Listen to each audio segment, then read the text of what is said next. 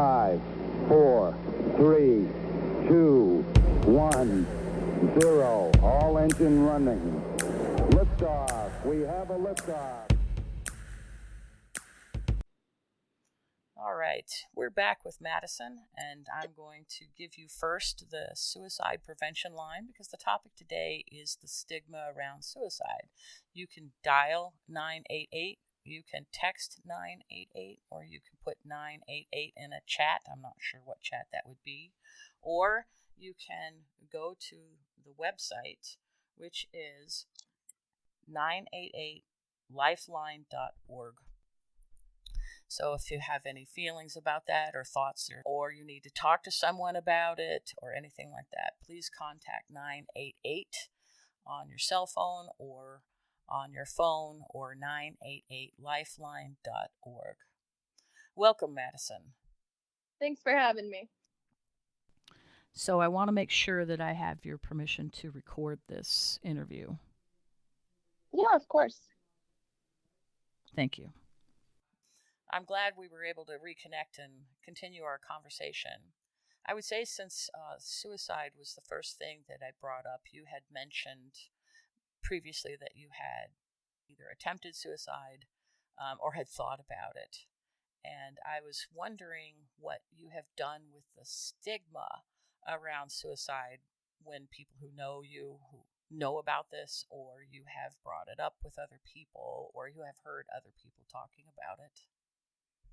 Yeah, so when we talk about the stigma surrounding suicide, I think it's also important to address the larger stigma surrounding mental health in general. Mm-hmm. And, there's a lot of public perception of mental health portrayed on the news. Some guy just shot up a mall or something, and it was because he was mentally ill, or your family member is suffering from mental illness and you don't know how to address it. You don't know how to help them.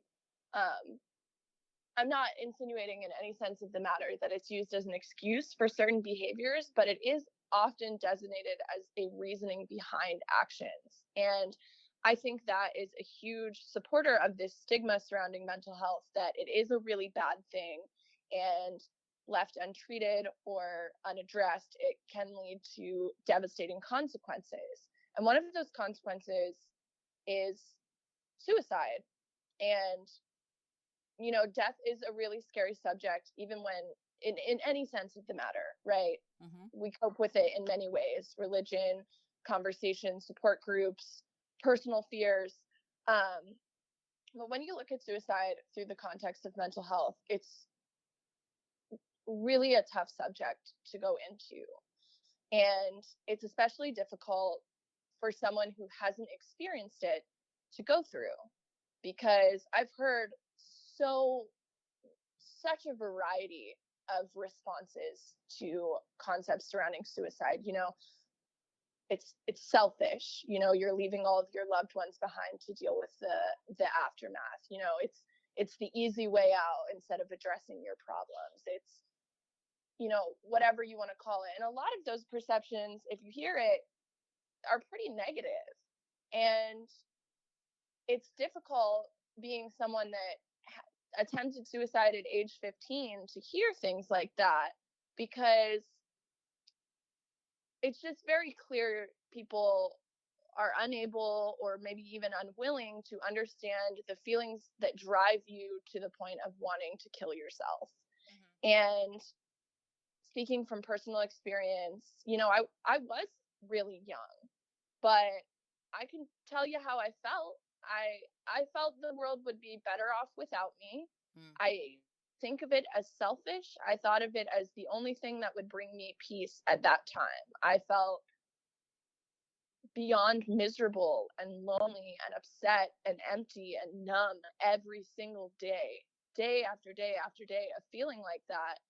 You start to look for a way to feel better, and maybe you've even explored treatment, which I had, and it wasn't doing anything. I did the therapy, I did the medication, and I was still feeling, for lack of better phrasing, like absolute shit day after day. And,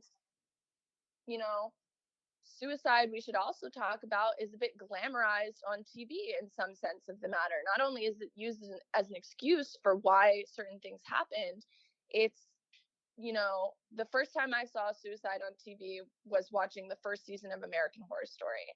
And there was this one character and she was self-harming, and eventually she kills herself on the show and she comes back as a ghost. But I could relate a lot to the feelings that she was portraying in the show. And that's when it kind of popped in my mind as this option of like, wow, she seemed at peace after she had done that. And that was the biggest thing. I just wanted to feel at peace and okay again and like a human being. And it's a really hard decision to make. I mean, people don't even think about how much personal strength it takes to go through the effort of trying to kill yourself. Like, for me personally, I overdosed. So that means I had to go pull pills out of the pill cabinet and swallow and swallow and swallow and swallow and just keep going.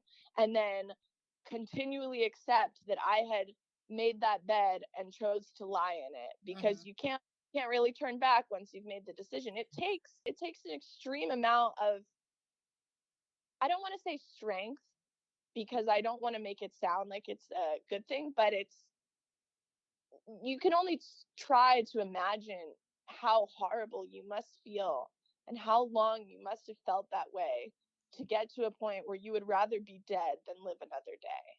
Right. And so then when we get into the stigma around it, it's kind of complicated because, like I said, as someone who's attempted, it hurts to hear people talk poorly of suicide. It hurts to people speak freely on something they are clearly uneducated about or not sympathetic towards. And I would argue that I'm in the minority for the approach I have chosen to take, but I am someone who absolutely hates the stigma around mental health. It's awful. Oh, I don't know the statistics, but I would bet everyone on this planet either suffers from a mental illness, whether it be diagnosed or undiagnosed, or knows someone who has. And for a concept that's affecting that much of the population, it's a little embarrassing that we're not educated on it and that we're talking poorly about it. So my solution to that is being very open and honest about my experience, because I'm not embarrassed that I tried to kill myself. I wish I could go back and tell 15-year-old me that it's not going to feel this way forever. There are a lot of things I wish I could do differently, but the reality is, that's what happened. And you can either choose to ignore that it happened or realize, hey, you were 15, you didn't really talk to anyone about it. And then even when you did, it wasn't the full truth. And so I realized this concept, right? And I'm kind of rambling here. I realized this concept of the fact that everyone is almost always going through something that they either are uncomfortable talking about because of the stigma surrounding it, their fear of being judged, or they don't feel like they have the resources or opportunities to talk about those things. So what I've done to try to eliminate those, determinants is being very open and very honest about what I went through and what I felt and what I experienced. And, I have found in most cases, if not all, that when you open up about something that personal and that intimate, it creates a very strong sense of comfortability.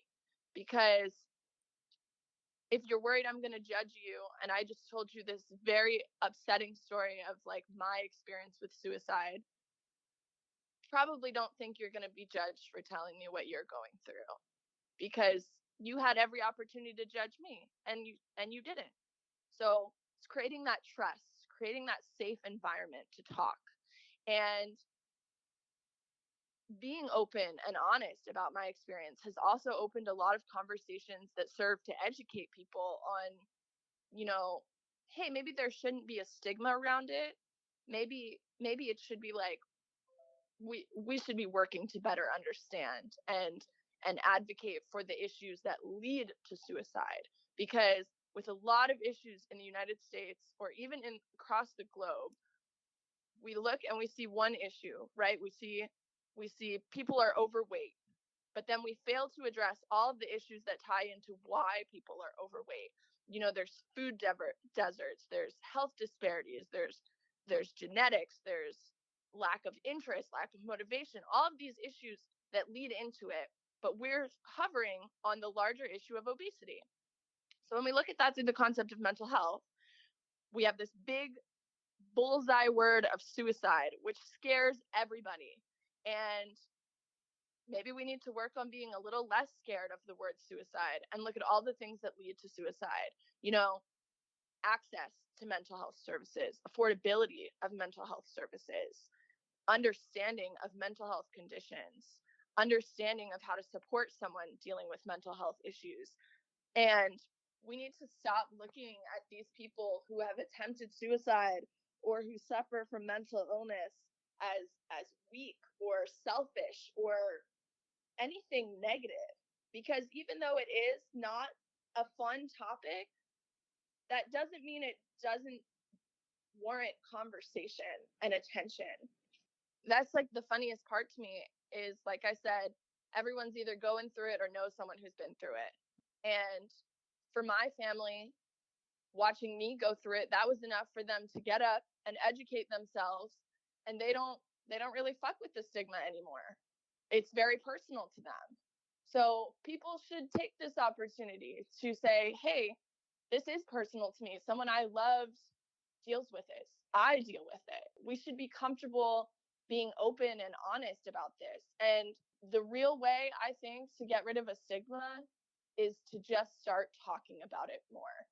Don't make it this intense conversation. Make it part of daily conversation. It shouldn't be embarrassing to talk about what you're going through. It should be like comfortable. And in my experience, it wasn't comfortable from the start, especially since I was one of the only ones I knew doing it. But right. I have cultivated a friend group that is comfortable talking about those subjects casually. And if we make it a casual conversation, it doesn't serve to take away from the seriousness of it, but it serves to remove the stigma in that it's this big deal that requires big attention, that requires a lot of caution. And it's not like those things aren't still true. It's just there's a stigma because we don't know and we don't care and we're scared. So talking about things is the best way to move past those. Eliminate the judgment. Eliminate the fear. Go outside of your comfort zone and talk to somebody. And the crazy part is talking with people actually helps others. You feel less alone. You feel heard. And those are big things with mental health. Those are big things with suicide attempts that people don't currently feel, that leads them to those points of like, maybe I need to end it all, So I just think that was a big ramble. I kind of went all over the place, but I hope that was kind of answered your question.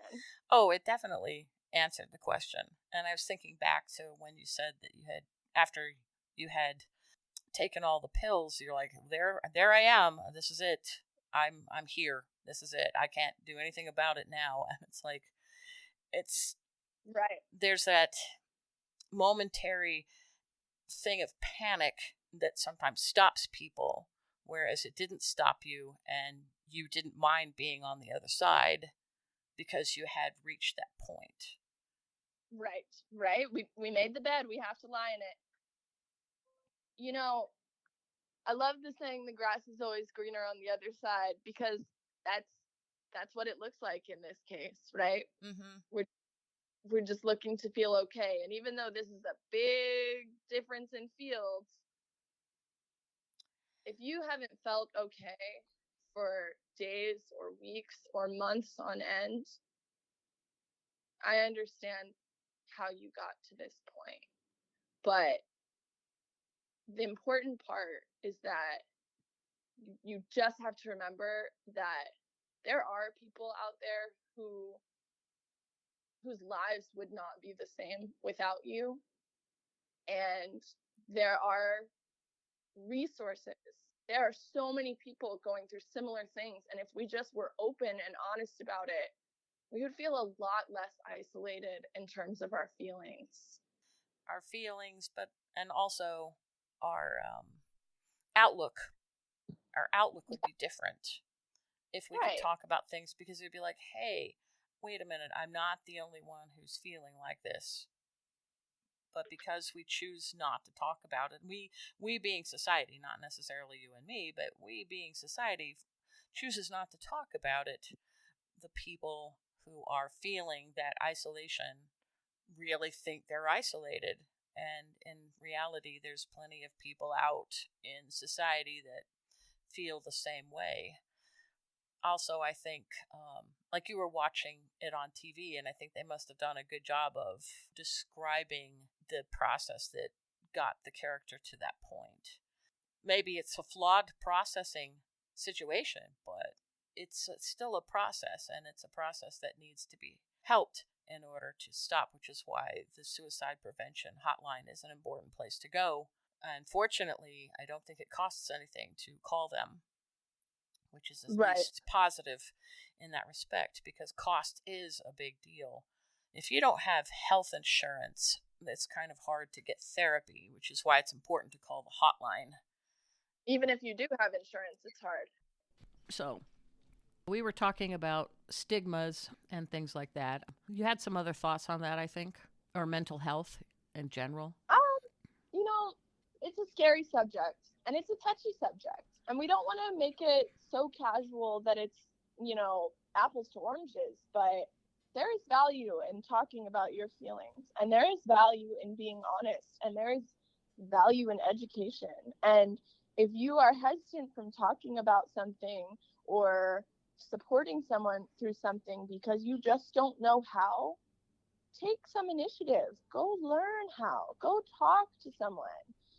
If they're not comfortable with talking about their experience, of course, be understanding of that. But, there's no harm in asking, hey, how can I best support you through your low times? Hey, what indicates a low time for you? Hey, searching online, what does this condition look like? How does this condition present in people? How can I support someone with that? And you'll find online a lot of the support resources are just listening. What is it? God gave us 2 ears and 1 mouth for a reason. Use them. It is true. I think one of the most important things to note is people in my age group didn't used to have the internet at all. And I think that's part of where isolation and stigmas and those things have come from, is that there's no common, I don't want to say common, but place to find a treasure trove of information. And you have to be careful, of course, now with the internet as to what's real and what isn't. So you want to make sure you find sources for, in fact, I bet that 988lifeline.org website has a lot of good resources on it for people not just who are going through these feelings, but people who know someone who is. So I think it's important to remember, too, that isolation is not that far in the past, where there was no resources. I mean, you couldn't go and look it up in the encyclopedia and find help. And that's where you found a lot of information back in the day. Only other information there really was is you go to your library. The librarian, by the way, is a great resource for things in the library as well as what's on the internet. Go and ask the librarian. And if the librarian decides that they're going to be persnickety about things, which I doubt they will, but if they did, there's other libraries and there's other librarians. So don't stop with one. Right. And when you're looking at trustworthy sources, look at who wrote it. Is it a physician? Is it someone talking about their personal experience? Is it medically reviewed? Is it a reliable health source? Is it research? Twitter and TikTok and social media has opened this window of connecting people, right? True. Letting them know they're not alone, which is not to be ignored. But at the same time, you gotta look at where the information is coming from before you go and share it with other people. Well, absolutely. You kind of have to be your own police on this topic because any topic, you have to police it. And if it's touted as a medical article, are there references to real places or are there references just to pieces that the person had already written before? If they reference themselves, it's not a good place to start. And I think that's why I think the librarian option is, if you have a library nearby, is really a good place to cut through some of that red tape. Otherwise, be on your guard for pieces that are not actual support pieces at all. Right. And as you educate yourself, there is an important distinction. You don't want to be a know-it-all, especially if you're not someone currently experiencing it. Don't tell someone how they feel. Just be like, hey, I read this online, or hey, I heard about this. What are your thoughts on that? Right. Just open conversation. I think one of the most important pieces, kind of what this podcast is named, curiosity is the key to knowledge. It's being curious. Curious in looking it up, curious in discussing this or any other thing with someone else is by asking questions rather than, as you said, being a know-it-all. It's important to ask questions because you also might learn something you didn't know before. Right. And I think as human beings, how do I put this? I think as human beings, we're very driven to find solutions to problems and answers to questions. The reason we do that is because it provides this sense of understanding and security and comfort. And we value those things very highly as people. Mental health becomes a very sticky subject because A, it's different for everyone. There is no one size fits all. And B, it's an uncomfortable thing to begin with. So, I don't know, just being compassionate where you can is a beautiful thing, and it goes a long way. Compassion, empathy, things like that. Also, I think sometimes people are afraid to talk about it with someone because they're afraid they might trigger a response that would be very negative, causing someone to go cut themselves or cause someone to commit suicide, causing that person to go deeper into whatever they're feeling, like depression, like triggering a depression episode. So sometimes I think people are afraid of that, which I think and it's always the part people fail to understand, and really just excuse me, really just speaking from my experience here, it's not always one thing that sends you down the hole. Also, I could get triggered and fall into a depressive state from talking about it, but I'm just as likely to get triggered or not triggered or fall into a depressive state over anything. It's random. And 99% of the time, you're having these conversations with trusted friends. If Right. you're coming off compassionate, they know it's from a good place. Right. And also, I think, too, if someone has decided that they're going to cut themselves, commit suicide, or do some other self-harm, they are going to do it regardless of whether you talk to them or not. Yeah. If that's their decision. If that's their decision, your talking to them is not going to precipitate that event because it was already decided. Right. So right. If somebody does something to themselves after you've talked with them, I think it's good to remember you didn't cause that. And that's a really hard thing to do because, you know, in my case, I had a huge fight with my parents, and that was what pushed me to the edge. And I know even to this day, they assume a lot of responsibility. But like I said before, it's not one thing that brings you there. Maybe there is a straw that breaks the camel's back, but I would implore and urge people to focus less on that and focus more on the smaller issues. If you got this massive beast in front of you, don't go, it makes sense to go for the jugular, right? It's the quickest method. Right. But the jugular, stay out of reach. Knock out his knees first. Cut his leg off or something. That's a terrible analogy, but do what you're capable of doing instead of making it into this thing that is insurmountable, that is impossible to fix, because no one's going to solve mental health in one fell swoop. You're going to make progress by addressing the little things we can all do to help.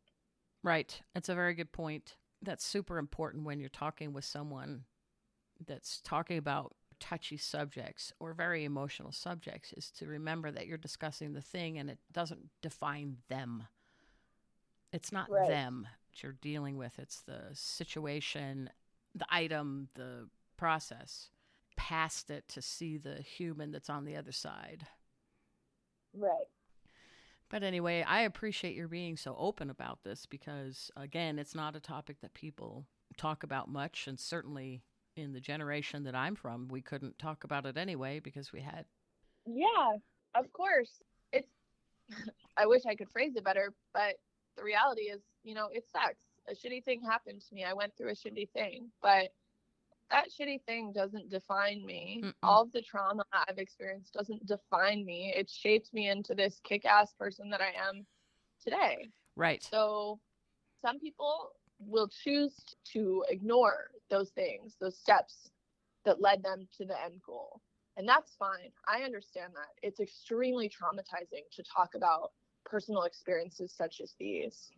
But for me, if I can help anyone to not go through what I went through, to not feel how I felt, not currently, but that's more important to me than my own well-being, which sounds flawed. Like that's a dangerous line of thinking, but it's just how I've come to process things. I saw something the other day and it just said that when you go through something traumatic, when you get out on the other side, take that information that you learned and help others. And that's what that's what you've done, and that's what I appreciate about your willingness to talk about it, because I think it's such an important piece of life. It can be dealing with mental health, or it can be dealing with some subset within there that isn't really mental health, but it certainly is affecting your mental health. Whereas you don't necessarily need therapy, but it's a really low point and you need to talk about it, whatever it is, and to have people willing to listen and not judge. Granted, that's your friends and that kind of thing, but sometimes it can just be a stranger on the bus who you say something and they tell you something about themselves. Yeah, that's kind of what I talked about last time, right? Everybody's got a story. Yeah, and you kind of touched on therapy there for a second, and I don't know if this is a popular opinion, but I think everybody needs therapy. So I think that's absolutely true. Everybody needs therapy. When I was a kid, getting therapy meant you needed a psychologist. You needed specific help. Right. Something wrong with you enough that you couldn't fix it on your own. That's right. And that's started, right? With this idea that, therapy meant there was something wrong with you. And the funny part, maybe even if it does mean that, us crazy people aren't special. Nobody's perfect. And everyone has something they could learn from. Everyone has something they could be better at. And therapy is a huge way of doing that. I see all of these, I hate to target men, but men historically are raised to not express their emotions, right, to not share their feelings, to not be emotional, period. Like, therapy helps. Well, I think therapy sometimes can just clean the window of some portion of your life so you can actually see through it and maybe even open it and realize that what's on the other side is not so bad, or help you see a pattern. Right. And I think everybody could definitely benefit from therapy. I think that's super important. I went through some therapy when I was in college. We had free health services, so I went and talked with a therapist there for a while, and it was very helpful. I realized I didn't need to talk to him anymore when I forgot my appointment. I thought, if you're not remembering your appointment, you seem to have moved on from whatever. So I went to my next appointment and basically ended it that day and just said, I forgot to come and I'm really sorry. Of course, I wasn't paying. I forgot my appointment, but I think what this means is you've helped me reach a certain point. And he sent me a wonderful card thanking me for taking the time to come to therapy, but also for taking the time to explain to him why I had forgotten and also to thank me for realizing I was able to move on. Right. So I thought that was a really good end to the therapy. He helped me see patterns that I hadn't really noticed. Yeah. Baby steps, right? Yeah, it is. I totally appreciate your forthcoming with this information because I think it's time to start bridging these gaps and also to start finding out that there's a human being on the other side of what we think is a problem. A person with feelings and thoughts and life experiences, and that's another issue, is life experiences that we don't even know someone's going through. So how can we say that they're needing therapy is a bad thing? You just don't know what anyone's been through. We're still separate. Although the internet has brought us together, maybe too much sometimes, we still don't know each other all that well. So don't assume that you do. So as a segue to one of the things that we had talked about before was basically you can be an extrovert but still be insecure. The extrovert does not necessarily mean that you are secure within yourself because those two don't seem to go well together. Insecurity and extrovert, people think they're confident and so sure of themselves, and in reality, they are very insecure underneath. Yeah, well, I have been having some very enlightening therapy sessions recently. Okay. All right. So I can tell you it's definitely real because I am apparently one of them. Interesting. Not that I'm introverted and extroverted. It's that being extroverted is, in a sense, a mask. So I'm trying to think of how I can explain this. Any way you explain it is going to be better than what we have right now. True. I think a lot of people have an ideal version of themselves. A lot of our lives are spent working towards this best version of you. So we have this ideal version of ourselves that we're consistently working towards. You know, I'm only 23, so I can't tell you if you ever reach that best version. And as someone who's really hard on herself, I'm not sure I will ever reach that best version because that definition is consistently changing as to what it looks like. Maybe that's a good thing, right? It motivates me to be better. But I really value how I come across to people. My personal values, some of them include, compassion, honesty, comedy, like humor, like all sorts of things. So even though I'm not this best version of myself yet, at least in my eyes, I know how I want to be perceived by others. So when I'm with others, I essentially act the way that I'd like to be perceived. Right. Very confident, very sure of myself, very open. In that sense, I portray myself as this very extroverted person. It's not to say that deep down I'm not extroverted. I think I love people. I love talking, as you can tell. So it makes sense to come across as extroverted when you are extroverted. When it comes to being introverted, though, it's, in my opinion, a lot tied to insecurity. So fear of being judged, fear of being rejected, fear of being alone, things like that. I think that's something a lot of introverts struggle with. I know the other side of being introverted, though, is it's exhausting to be around people. You really value time spent alone. And there's beauty in that to be appreciated. At the end of the day, you're the only person who has your back 100% of the time. I think that's not to be overlooked. But in that sense, you can be both extroverted and introverted. You can be extroverted and come across as this confident badass bitch like I think I do and still be extremely insecure, right? Because I'm sometimes scared of being judged. I'm scared of people not liking me. But my thing is that I just don't choose to let those fears depict how I act on a daily basis. And I think for some people that fear is so intense that it does impact how they act on a daily basis. it's kind of tricky, and there's a lot of sides to it. And it's hard to speak for introverts when I don't think I'm an introvert, but I do think I'm really insecure deep down. Mm-hmm. And I think sometimes it's hard for me to be completely honest because, no one wants to come off as a sad person. No one wants to come off as this person who's always got shit going down. That's been a real challenge for me recently because as I've dealt with loss and drug addiction and bipolar disorder and whatever else you can come up with, I've probably dealt with it in the past few weeks. It's hard to maintain this honesty and be my most genuine self when my most genuine self is just sad. She's really sad.